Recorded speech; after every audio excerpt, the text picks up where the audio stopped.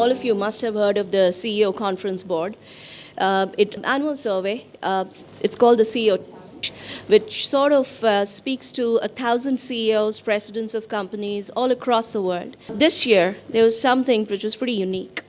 The number one challenge that the CEOs called out was consistently number one across the globe, and that rarely happens. Usually you'll have China saying something and Brazil saying something else, etc., etc. Usually you have those little geo differences that come up. And that number one answer or the challenge was human talent. How do you hire the right people? How do you motivate the right people? How do you get the best out of the right people? A host of questions answered. It's pretty unique. Now, we've always said that at the core of business or at the heart of the business, are the people. So what's changed? I think what's changed is the level of urgency associated with that statement. That statement is becoming far too real. It's becoming one of the biggest sort of factors that stand between a company being either good or a company becoming great. And I think that realization is today really dawning on business leaders across the world. Speaking as a business leader, there are three things that I pretty much depend on. I know for sure they're happening. Globalization, happening really rapidly. The last big idea came from China, Shenzhen, and the next big idea can come from anywhere in the world. Nigeria, Mombasa, you don't know, but it can come from anywhere in the world. Economic volatility, it's a given. You know that just when everything is looking right, something somewhere is going to go wrong that is going to impact your business. Because your business is no more the business of the country that you exist in. Your business is impacted what happens in US, your business is impacted what happens in Israel, your business is impacted pretty much by all global forces. And then the third thing is disruptive innovation. You know, my favorite India innovation is Flipkart figuring out how to do cash on delivery.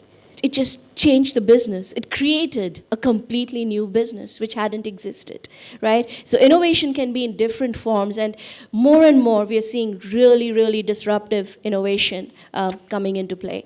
I think the biggest leadership challenge today is how do you navigate through this chaos, through this change, and get your team to the desired end goal that you have in mind. But the fun doesn't stop there, because the desired end goal is a moving target. It keeps changing. The dynamics, the environment will ensure that it keeps moving, whether left, right, backwards, forwards, but it will keep moving. It means we have to have the vision, and that's people. We need people who have the vision to forecast changes. They have to be connected to the consumers to know how the thinking is evolving. They have to be able to forecast these changes. They have to be able to predict what kind of business impact is that going to have, what kind of trends, and therefore what are the risks, what are the opportunities.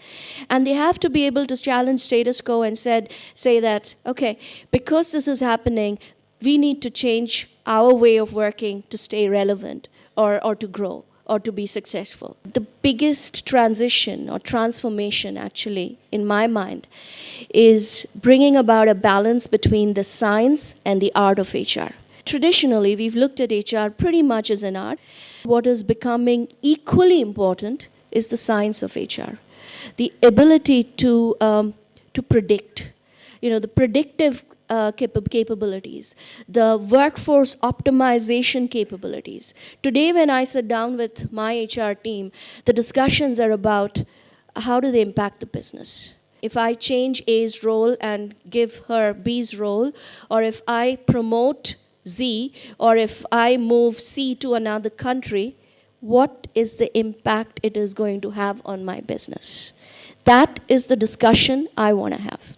And then you need to be able to use the data to predict what are going to be the risks, what are going to be the opportunities, what are going to be the trends that the business should care about, and it doesn't stop there. You need to be able to convince the management to use that data and analysis in their business decision.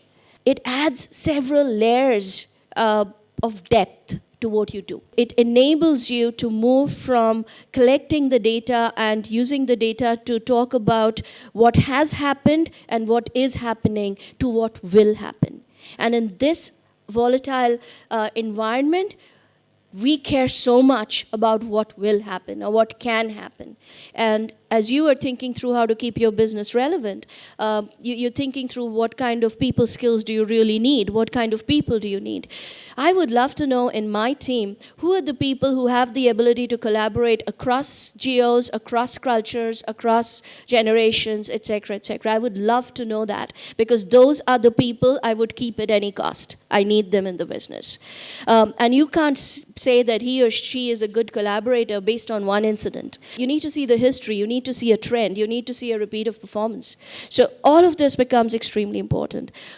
Performance management. I was going through a performance management analysis with my HR partner, where she pointed out that among the repeated high performers in my organization, a very large percentage are women. And that was a big aha moment for me, because we keep talking about why we need to increase diversity and hire women, but this was a real business case.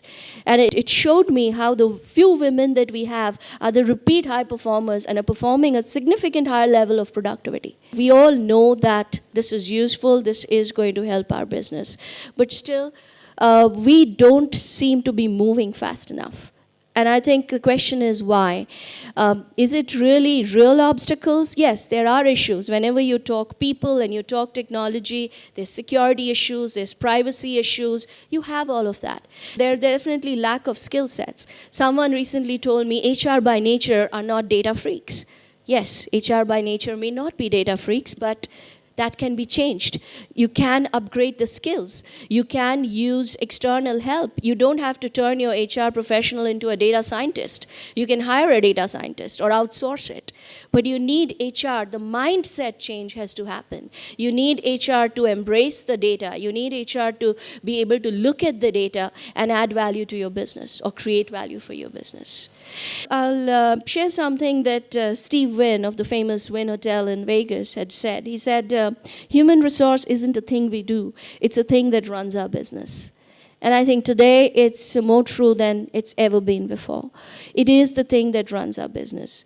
Today, because of everything that's going on around us, human resource is in the spotlight. HR is in the spotlight.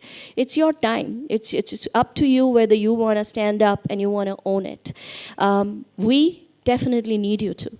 We definitely need you to. And if the only thing that's holding you back is the mindset, then I think it's worth changing it. So with that, thank you very much again, Esther and team, for having me here. It's absolutely great speaking to you, and look forward to the questions.